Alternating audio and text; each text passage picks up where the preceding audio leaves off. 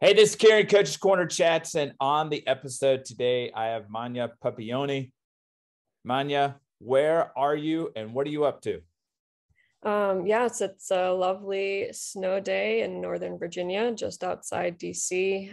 My husband, Bobby, and I got back home on Saturday night. We had a very long trip in December. I was literally in Virginia for like 2 days in December. So it's nice to be home. We had the GA showcase in Southern California, and then flew up to his parents in Northern California for about a week to spend some time with them and his brother and sister and their families. And then we flew back home to Virginia, took about a day, and then drove down to South Carolina, where my mom and my brother is, and we spent the holidays there. And then for New Year's, we spent a couple of days at an Airbnb near Myrtle Beach. So that was really nice, a couple of nice days of some sun and some warm weather. And then, yeah, drove back home. So this is the coaching life. It's, always on the road. And I actually leave on Wednesday for a recruiting trip, about 10 days in Florida. So I'm super pumped for that. So, just to give people an idea, what is the off season look like for a college coach? Oh, there is no off season. It's, we don't get a break. Yeah, we have Division 1 has a dead period, December 15th to January 5th, but still doing emails and calls during that time, still setting schedules, planning for the spring semester. So there really is no off time for college coaches. It's always on the go, and you have to make it a priority to find the time that you can, to relax and unwind and, figure out what that looks like for you and what you need in that moment. And where are you at right now in terms of your college coaching right now?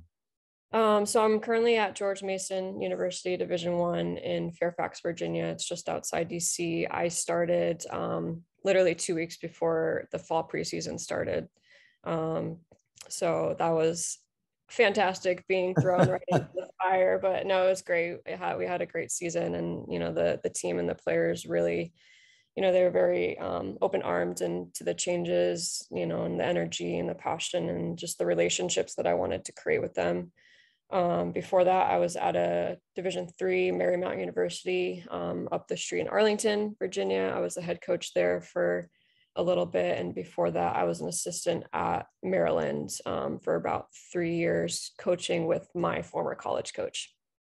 What were some of the things so you're kind of thrust into this George Mason thing pretty quickly? What were some of the things that you said, I want to get these in place as quickly as possible and lay the foundation for what hopefully is a successful program?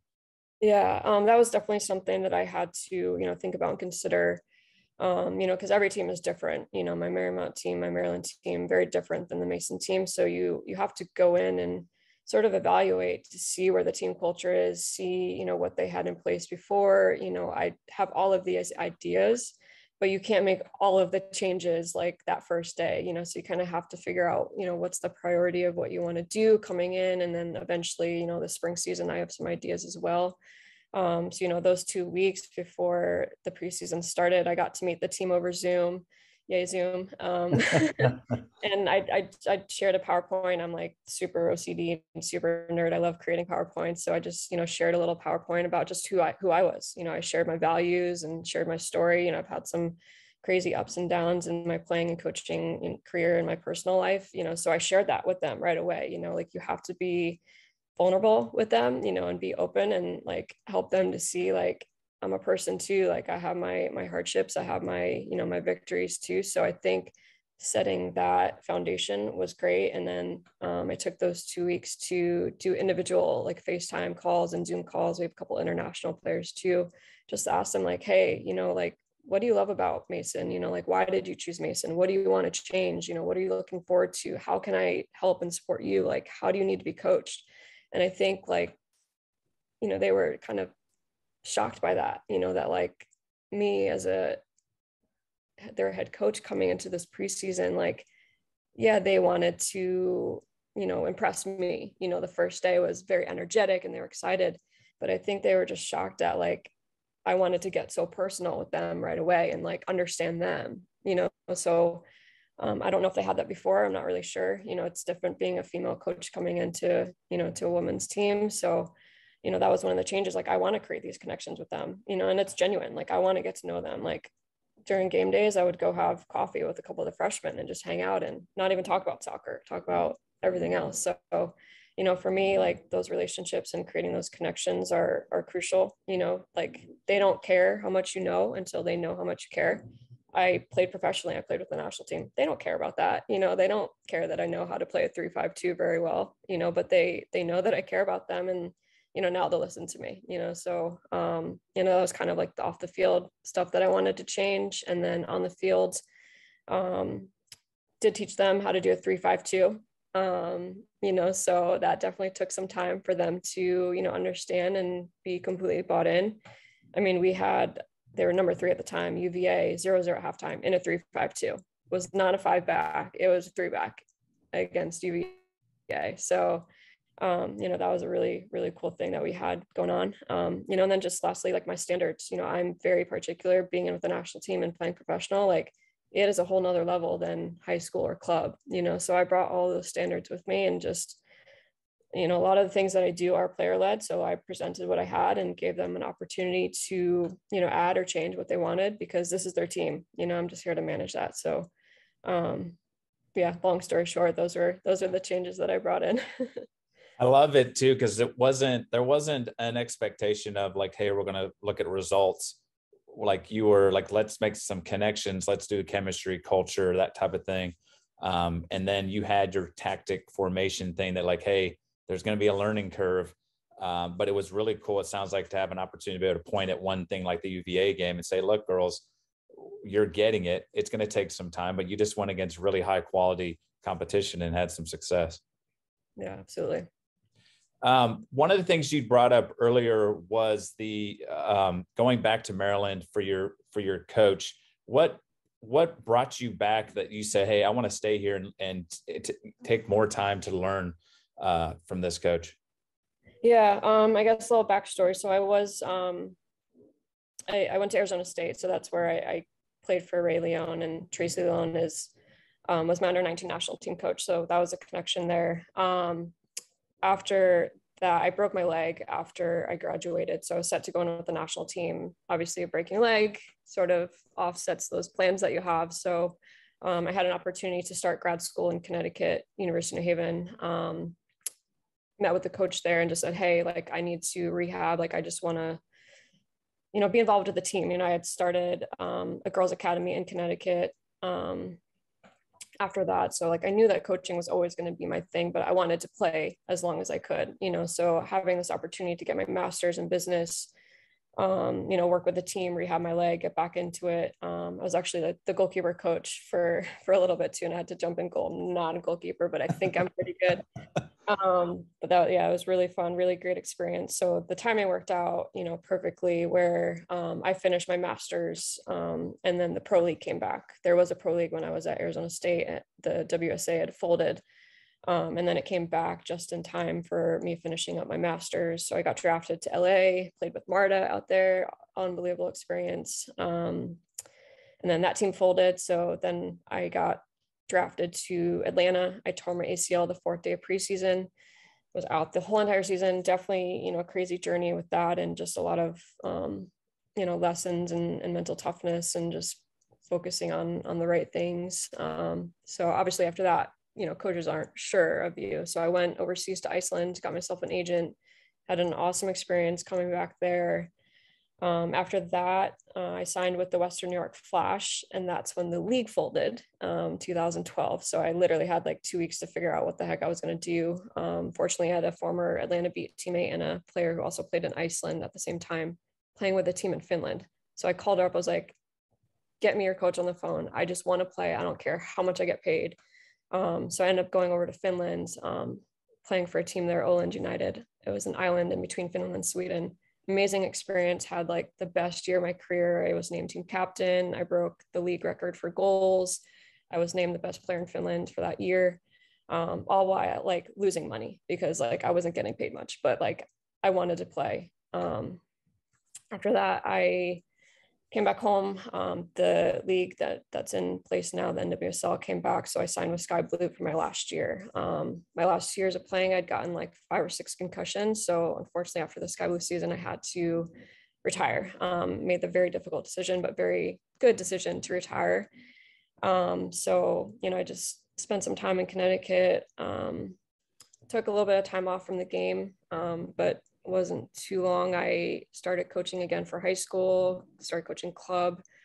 I started working for my church, started doing like personal training classes. I was a spin instructor. So I was doing a million things. I was also working for like a marketing company, building websites, doing a million things for a couple of years and just like not really getting anywhere. I loved what I was doing. I was very great at what I was doing.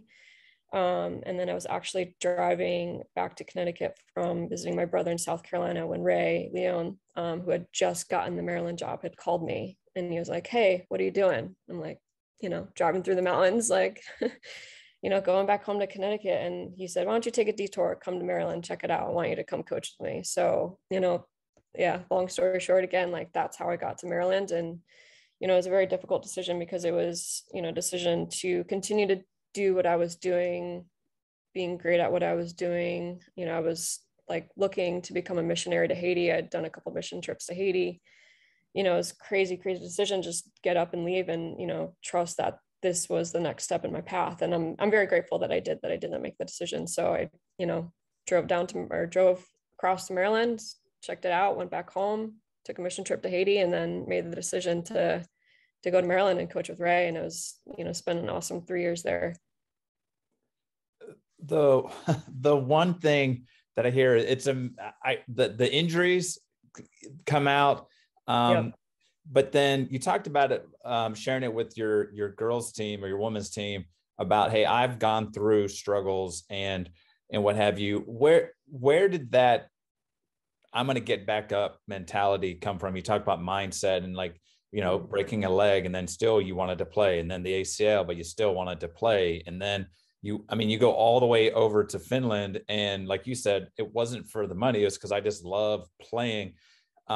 Was that something that was instilled at you as like at a younger age? Were your parents kind of that kind of mold, or is that just who you are?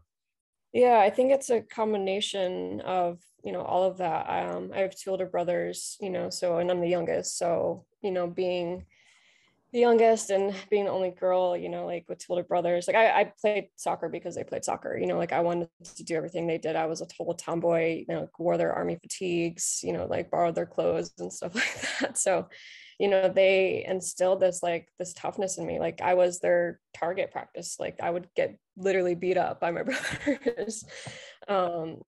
So like it just made me tougher. But I think I was always very self-motivated. Like I always wanted to go for runs on my own. I always wanted to be out, in the front yard, working on my touches, or just I played a multitude of sports. I played baseball with the boys, played basketball, did gymnastics. And my parents are very, very supportive. I'm very grateful for the time and energy and money that they spent, like trekking me around to every single practice, waking up at like 7 a.m. on a Saturday morning to go to ODP. Like very grateful for them, so they were supportive, they just wanted me to be happy. And, they were my biggest fans. So I think it was just a combination of all that. But, for me, it's all about like the journey and the process, and just trusting the process that, like going through those hard times, like it's going to make you tougher. It's going to make you appreciate, more that you have. And, I'm a Christian as well. So just having that faith as my foundation, just knowing that there's a greater plan and, God's in control, like he's got it. Like, it's just a combination of those factors. What were some of the biggest things that you took away from the time at Maryland?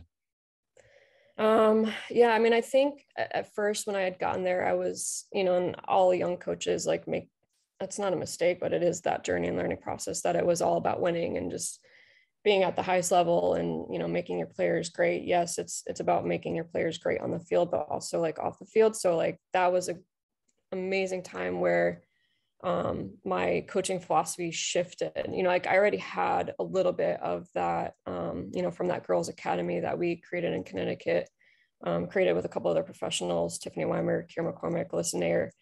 We created something in that market that wasn't there. Like we really worked with these players and we were role models for them. So I already had that a little bit, but like getting to a Power 5, like that was in my head. Like I made it. Like I played at the highest level. Like I'm now coaching at one of the highest levels. So, like for me, it was about winning. And like, Ray was tasked with revamping this program, like we were in the Big Ten, very tough conference, like very, very tough games. And like, we had this task of, revamping this program and putting everything that we could into it. And like, at that level, results do matter, like after 6 years, like, he got let go because results do matter, so for me, like it was all about that winning, but I did have, a very strong coaching philosophy shift.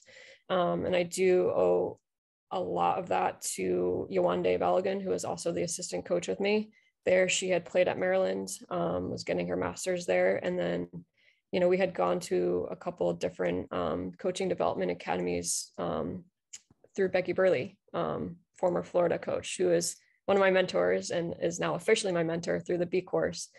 Doing her programs, like that coaching philosophy shift came because we talked about like what I was talking about earlier, connecting with your players and really getting to know them and like figuring out who you are. Like you have to be able to lead yourself first, which like I didn't really know how to do that my first year or so coaching at Maryland, so that you can then lead your players. And it was all about those connections with the players. So that was a big, huge thing for me at Maryland. And I'm, grateful for that, for Becky and for Yewande and just having that coaching philosophy shift. The one thing that I clearly hear too, you talk about relationships, but you've clearly made a ton of them throughout your playing career, now into coaching. How important has that been to have that, especially when you were going through some of the injuries or when you reached out to your friend and say, hey, I need to play, just I'll come to Finland and what have you. How important has it been to have that really positive nucleus around you during your entire playing and now your coaching career? Yeah, it's huge. I mean, I would say it's definitely, one of the factors in my success and, where I've gotten. It is about who like, yes, it's about like your talents and, the hard work that you put in, but a good deal is about who, like I may not have gotten that Maryland assistant coaching job if it wasn't for Ray, if I hadn't played for him. And, he was like a second father to me. My father did pass away in college and him and Tracy became like a second family, so it's about those relationships and how you treat people and how you connect with them and how you follow up with them. I think back to like all of my, former teammates and, former opponents, like Tiffany Weimer, who created Duke Dick brand, like, like it's amazing what she's doing. And like, I grew up playing with her. She's from Connecticut too. Like, we're still good friends. Like it's just so wild, like to see her path alongside my path and just how we've stayed connected and, how I'm so very like excited for her to see what she's doing and following her dream. And she's excited for me. So yeah, I mean, like I wouldn't have gotten on the Finland team if it wasn't for, my friend, my teammate from Atlanta and from Iceland. It really is about who you know. And I mean, I know that's a part of how I got the job at Mason too, like Todd, who was the former head coach, she's now my boss. They created an admin position for him. Like he knows Bobby and I, like I've known him for a little bit, so it really is about who you know. What is it like? You brought it up about being a female coming into the female program or the women's program at Mason, and just in general, what is it? How important is it to you as a female in the world of soccer? Because you talked about kind of the, each of the leagues that you started to play in and they shut down. And then now we get to finally see NWSL starting to grow a little bit. And it seems like the women's game, even like over in, the Premier League overseas and just all of the momentum that's now coming, how important it is to you, like for you as a female in this situation to continue to coaching and take and make a positive impact? Yeah, absolutely. I mean, I think, it's definitely helpful. I'm very not conflicted, but I have my own opinions about this. Like, yes, I think more women need to be involved in the women's game, but not just because we're female, like qualified ones who can make a difference should be hired. And because of my experience playing, professionally with the national team, like I have all of that experience that a male coach will not have, so one of the questions that I do ask my players is, do you want to keep playing? Like, do you want to go play overseas? I wish I could have played longer overseas just for that, just enjoying that process of being in a different culture and playing a game that you love. Like there's so much opportunity now, even compared to when I played professionally. There's so many opportunities, even first division, second divisions, for players to go play. So that's one of the questions I ask my players: go do it. You can't play soccer for the rest of your life. I'm like still trying. I jump into training and I'm like hurting for 2 weeks. Like I wish I could have kept playing longer. Obviously with my concussions, I couldn't have, but I think it's important for them to see, my experience and my accomplishments and what I've been through, and for them to aspire to, to be able to do the same, even if it's for 1 year after they graduate. What would you, if for those that are thinking about, hey, I'd love to go play at the professional level or maybe even at the national level, what is the difference? What's the mindset? What's the feeling when you go from like college, from high school to college, and you keep moving up the levels? What seems to be the difference? Like, what do you say, oh, you need to be ready for this? Because it's going to be a little bit different than what you've experienced at this level. Yeah, absolutely. I mean, each level is so different, and you don't know what it is or what it feels like until you're there, until you're at that level. Like I remember my first under 19 national team camp, and like yeah, I was a great player, high school club. I was an All-American. Like I was fast, I was technical. And then you go into this camp and you're like, my goodness, everyone is lightning fast. Everyone is super technical. Everybody knows the game very well. So you're competing against players that are just like you and even better than so like you have to have that self-motivation to to get better, take the time, make the right decisions and right choices for your body, sleep, nutrition, hydration, all that stuff. But yeah, I mean, it is a whole nother level. And Tiff Weimer, I'm going to keep bringing her up because she tweets some great stuff. She tweeted this quote the other day and I don't remember exactly, but like you have to have this balance of that you're not good enough, but that you're good enough at the same time. And that's what it is at that highest level. Like you have to have that confidence, because confidence is huge. That's definitely one of the things that I think players today struggle with. I think they have that confidence going into like a training session and they're going to get out of it what they need to get out of it. But then they show up on game day and they're just like shaking in their boots, like that confidence piece is huge, to know that you are good enough to be at that level. But then you have to have that humility and that humbleness and that balance of like, I'm not good enough, so I'm going to go home and work my butt off to make sure that I can compete at this level and not, make a fool of myself next time I'm in camp.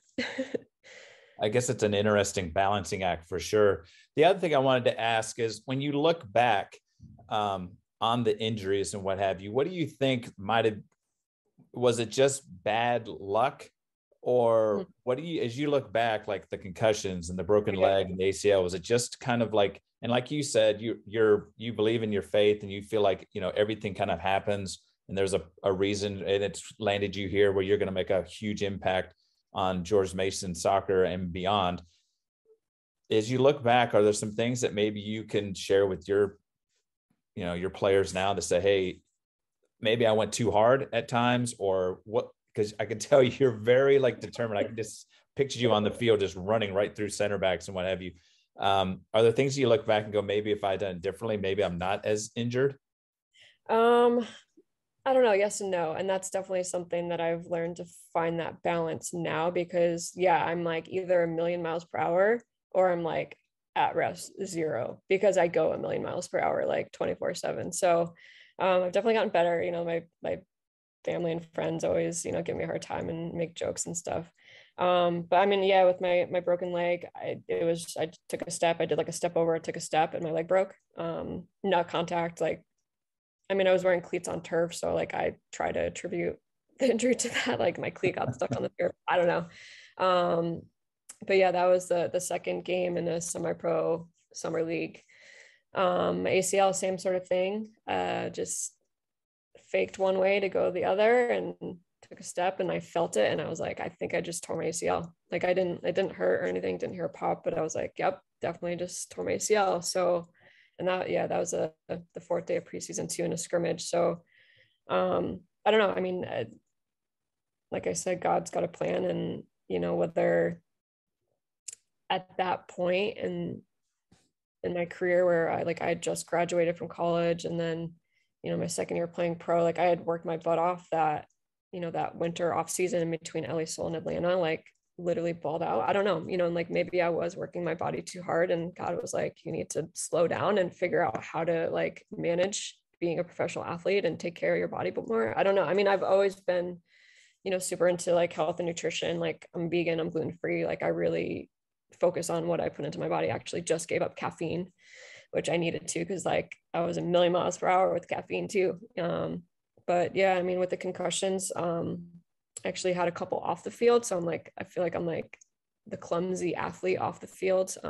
Getting into my car was the first really bad one that I had in that series of concussions. And if I hadn't gotten that first one, that next one when I was in Finland, like on the field, shouldn't have been a concussion. So yeah, I don't know. I mean, there's definitely reasons for my injuries, but I've definitely learned a lot, because I still struggle with the effects from all the concussions. I had actually gotten one more when I was coaching at Maryland, playing in an indoor game.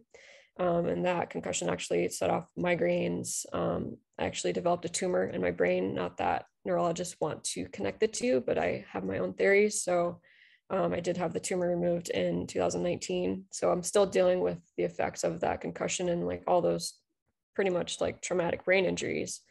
So I've had to make choices to make sure that I am focusing on my physical and mental health as well.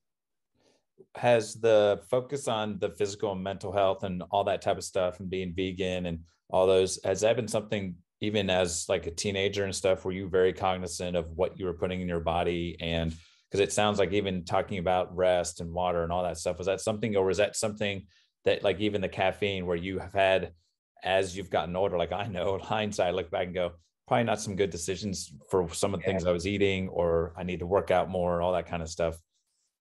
Yeah, I mean, I think it was, I mean, as a teenager, I ate terrible, like terrible, terrible. So that's probably why, like, I have to be gluten-free now. Like, I would eat mac and cheese like no other as a teenager. But yeah, I mean, being in with the national team, like nutrition and recovery and hydration was super important topics. So, through that education, I learned that those things do make a difference, and just what does affect your body. I mean, I was a vegetarian in college, and I didn't drink in college. Um, but yeah, I mean, I think it was an eventual process, and having gone through like migraines and stuff and researching, like brain and gut health is, it's super important to how your body functions. So, it's been a few years of being vegan, and, I'm glad that I did, because it's definitely helped my body for sure. I love the about you is that you're kind of a solution driven. So a problem comes up, be it out of your control, so like a random step and a broken leg, and then you go from there. And even talking about how your coaching has kind of transformed into more kind of person, greater than player type of look. The other thing you've mentioned is your husband. So how in all of the gallivanting around and doing all that you were doing, how is it that you and your husband come to meet and get to the level that you're at now, where you're going to California and South Carolina and stuff? Mm-hmm. Yeah, we actually met at the Disney tournament, so where dreams come true. Oh. He was coaching for Cincinnati United Premier Cup at the time. And it was when Division One didn't have a dead period. So it was like the ECNL tournament first, like right after Christmas, and then the Disney tournament over New Year's. So yeah, we met on the fields. He was passing out pamphlets, the team flyers, and he stopped, and I was like, oh, he's pretty cute. Like, let me talk with him. And this doesn't happen like it didn't happen all the time. Like this was just, my son was like, oh, like let's talk with him. It's funny because like we definitely tell two different stories of how it went down. So he was passing out the flyers, and if Bobby, and like he's so well known in the soccer world, like he's very bubbly and energetic and loves talking to people and connecting with people as well. So like I like took off my sunglasses and like made eye contact. I was like, oh, thank you, like I'd love to connect with you like over your team. And he's like, yeah, sure. And then like kept on walking, and I was like, okay, like that's cool. Like completely like ignored me and like went on. And then later that day I was watching one of his older teams, and I was sitting with Matt Kozanuke, who was at Cincinnati at the time. Him and Bobby are good friends, just sitting there talking with him, and Bobby comes over. So that was like a little bit more of like an intimate, just a couple of friends. And Matt like reintroduced us, and Bobby ended up giving me his card, and I gave him my card, and we just started talking, and actually talked for a good month or so, on FaceTime, on just talking, getting to know each other, and then just decided to start dating and do the long distance thing. I went to Cincinnati and went to one of their like cup soccer formal balls or whatever. And then he made the difficult decision to leave Cincinnati and move to Maryland to be with me. We hadn't dated for very long before we got engaged, but like when you were at the point where we were, where we're a little bit older, we're like in our early 30s, and when you date and you've had a lot of bad, like what's good. So we knew that it was what we wanted to do, and he moved to Maryland and we got married, and that's it. We've been together ever since. What has it been like having Bobby by your side when you've like moved to George Mason and coaching wise in terms of support and what have you? Yeah, I mean, he's been so supportive. When the Mason job came about, like he's like, I'm not going to tell you what to do, but I think you should go for it. And he's funny like that. But no, I mean, he's been so supportive, especially with my concussions, and like, gosh, I was like very non-functioning for a while when I was at Maryland, because of the concussions, and like on crazy medication, and like going to see neurologists, and I was depressed and anxious and moody, like trying to like make up for all of that now. So he's been very, very supportive, like, and I help out with FC Virginia, so it's nice that we are able to spend as much time together as we can, even though we're both moving in different directions, and he's working from home, and then coaching at night, and I'm going into campus, and then I'm home at night. We find the time to hang out and connect the way that we can. I mean, we're homebodies. We hang out at home with our two dogs. Like, we don't need to go out and about, but we do find the time to see family and hang out when we can. But it's funny, everybody's like, y'all are like the ultimate soccer power couple, and I'm like, we don't really talk that much about soccer at home. Like, we sit on the couch and watch Madam Secretary and hang out with our dogs. Like, that's our time together. We don't need to be talking about soccer. But yeah, no, he's been very supportive. The thing that I think is really cool is that he kind of saw you, like you said, going through all the meds and like doctor's appointments and kind of at a mental low, and he kind of stood by you to be able to support you. And I love the fact that he was like, look, go for it. Super supportive of it. And the other thing that was in my head was, how much do you guys talk tactics, or do you say look, we look at the end of this game, tell me what we could have done differently? Does there ever times where you just go, Bobby, I need some input, or do you just sit there and just kind of like unleash on him, like, dude, this training session today was so atrocious?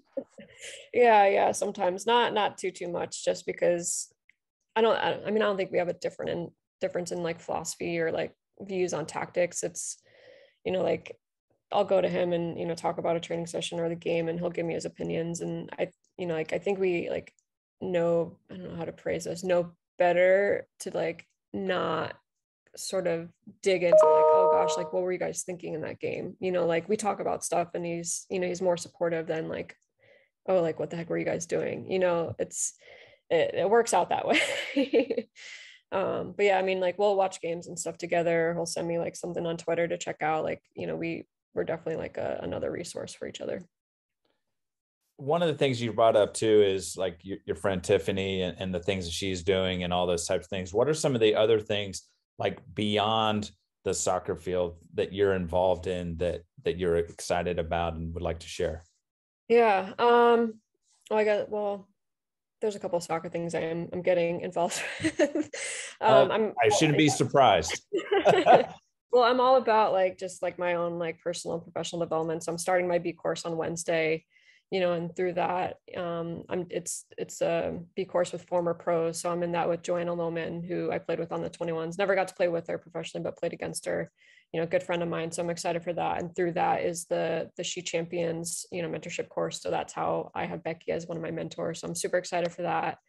I'm in Molly Grisham's mastermind coaching class. So there's about like 10 or other, college coaches, different sports, And we meet every 2 weeks on Zoom, and we just talk, just about different topics. We each get a hot seat where we get to, bring forth an issue or something that we're dealing with, and the other coaches provide feedback. So it's nice to have that space to know that, like, okay, like I'm not, like, this issue that I'm going through, like other coaches have dealt with or is going, dealing with now. So it's nice to have that space of support and encouragement and expertise, and just sharing, thoughts and ideas with each other.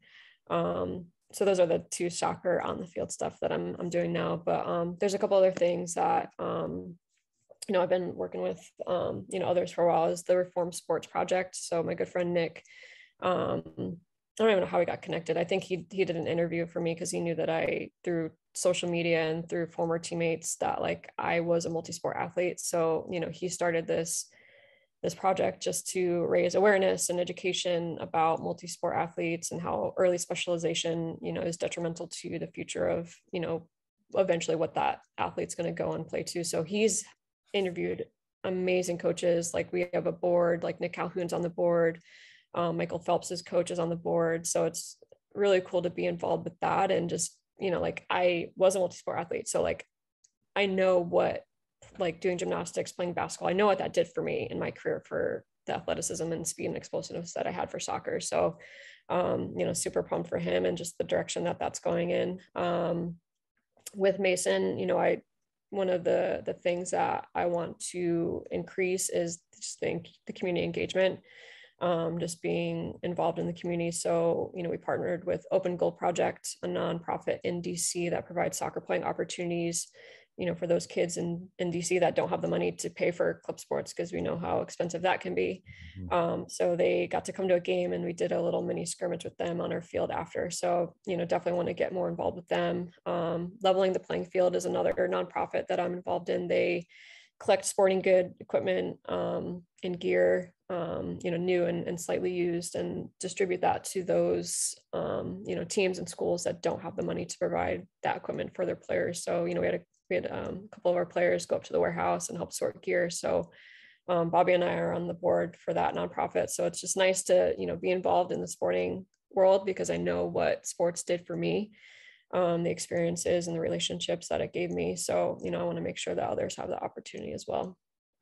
The thing that I love about it too is the last part where you said my players, so they're a part of it as well. This isn't just, oh, it's coach, she's off doing all these things.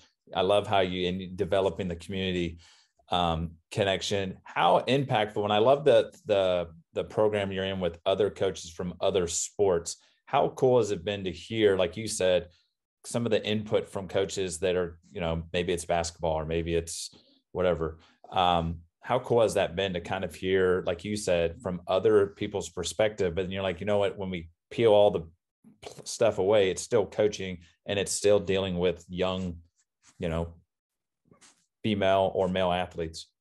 Yeah, absolutely. It's been definitely reassuring, to have that space. And, even on so the first call was all about just introducing ourselves, where we coach and just kind of a little bit about ourselves. And then that second call, we started the hot seats, and my good friend who's in it, she's a soccer coach as well. She was like, I was debating between two topics, one was a little bit more safe, but this other one is really, really vulnerable for me to talk about. And she went with that one, even on the second call, we were that comfortable. And then the third call, everyone was like, I'm going to follow that lead and go with something that's really, really deep in my heart right now. So it's just really awesome to have that connection right away. And I've connected off the call as well, individually with a couple of the other coaches, just about some things that I'm going through and they're going through. So it's just so reassuring that as coaches, we feel like, oh my gosh, my team is going through this. I'm the only one going through this. How am I going to deal with this? There are a million other coaches going through what you're going through. So it's nice to have that community. And even with Duke Tick brand and even the B course, we're all going to be going through the same. So it's nice to be able to share, and feel comfortable sharing the hardship that you're going through, because as coaches, we want to be prideful and say, oh yeah, my team's great. And we got a perfect record and there's no team culture issues whatsoever. We're very prideful about that, but it's, it's so reassuring and just so like relieving to like have that space and talk about it and get that, that advice and experience from others. I think the cool thing too is the shift, I think now, especially with mental health and stuff like that, is that we're having more and more opportunities and like almost like a safe space, kind of like what you have here with this group, to be able to say, look, I'm struggling personally with blah, blah, blah, blah.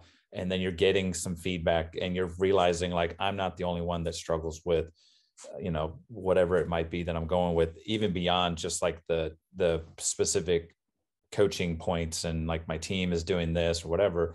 Because it's not easy, like you said, like just listening to your off season, even the last month, you have to cram in all of your family kind of stuff. So you're going across country, you're coming back, we're driving. And even like you said, with Bobby's schedule, your schedule, just those opportunities to take advantage of the time together is so beneficial. So I think it's really cool to hear, and I'm getting it more and more like when I talk with people on the podcast, is having more platforms to just come out and say, like, I struggled with, and you talked about that earlier with your girls. Like I came and told them, like, look, I had a lot of success. Like you look at my resume and you see a lot of, like you said, the results are positive, but I've also had some of those downtimes. And I think it's cool that you're having multiple opportunities. And I think it's going to bode well for you moving forward. Yeah, absolutely. Yeah, for sure. I mean, this is just an additional thing that my husband and I do. We do a one word, John Gordon's one word for each year. Last year was mighty. 2019, well, 2020 was abide. Definitely had a lot of time in 2020 to just abide. 2019, when I had hip surgery, left Maryland, went for this Marymount job, had the tumor removed, my words were grit and grace. So this year, my word is focus.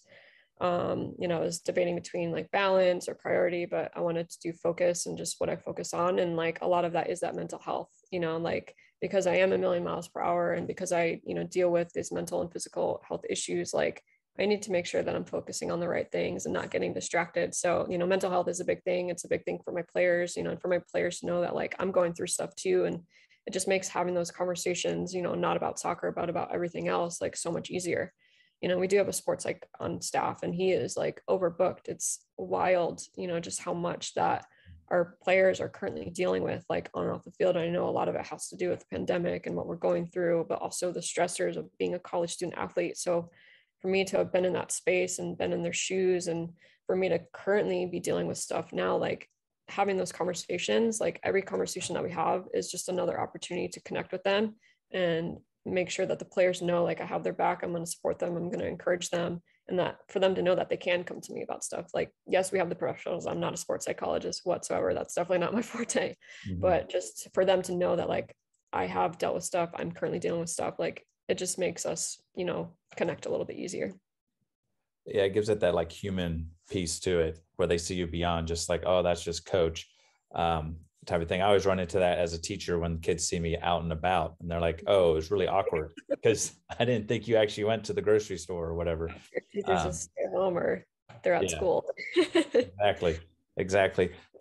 As you look at where you're at now, if we were to look 10, 15 years ahead, what do you have kind of aspirations to maybe go to Power 5 down the road or to maybe go professionally in terms of coaching? Like what types of things, or are you just grounded in like at this point, I just want to kind of live me focus, like you said, on where I'm at now, continue to make, work on making myself better as a person, as a coach, and then I'll take things as they come. Cause you've talked about like your faith journey and what have you a little bit earlier.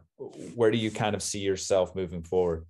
Yeah, I think there's a little bit of both. My mom, she was a teacher too, and she's a yoga teacher and like loves nature and is very like grounded. So she's always just like stay in the moment, be present. So like I do have that. And like what's great about Mason is like I have this space and I have the time, like Bobby's very secure in what he's doing. I'm like, we want to be here. Like I want to build this program out. Like with Marymount, like I had that a little bit, like that was my program that I changed.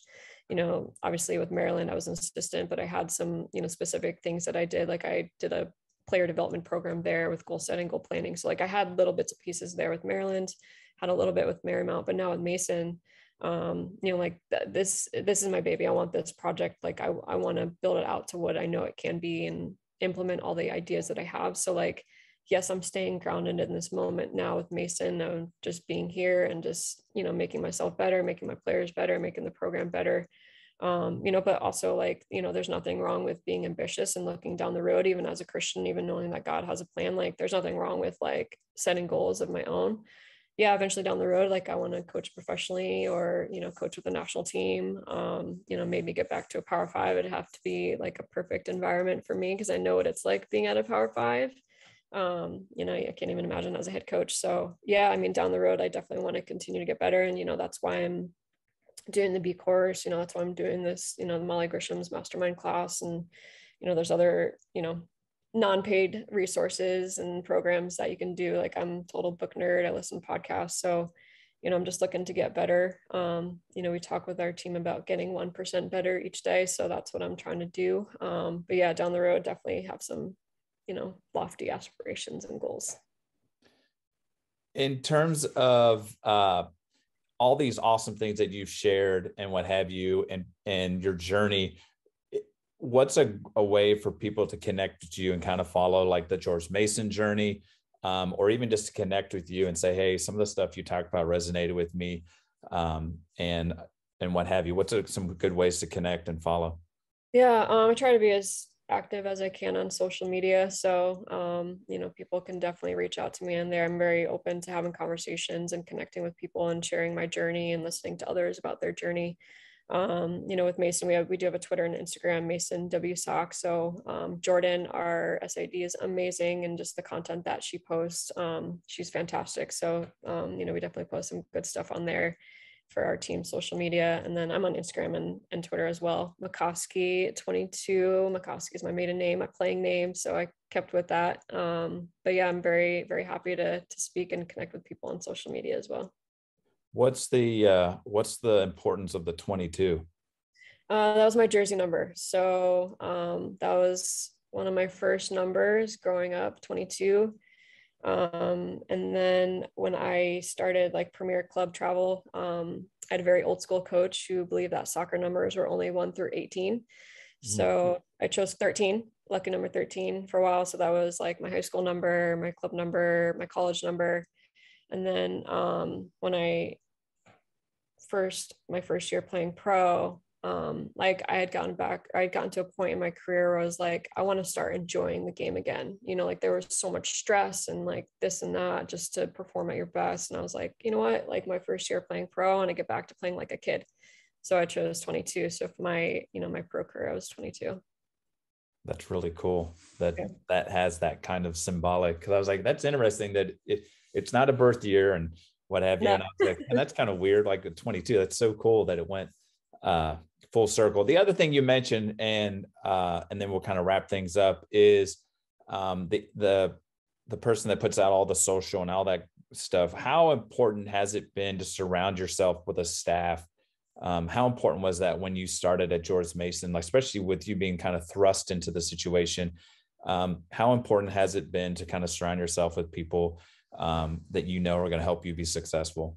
Yeah, definitely important. I'm very grateful, and we're very fortunate to have, a sports information department, a business department, our strength coach, our athletic trainers, our nutritionists, sports psychologists, even Todd, my admin. Like I didn't necessarily have that all at Marymount. Like I was the social media person, I was the equipment person, I was the business person, like I was literally doing everything at Marymount, which is great that I had that learning experience there, because now at Mason, when I'm connecting with, Jill from business and she explained something to me, I actually understand what she's talking about, even though like she's taking care of everything. I just, got to give her receipts. Like I understand what she's talking about.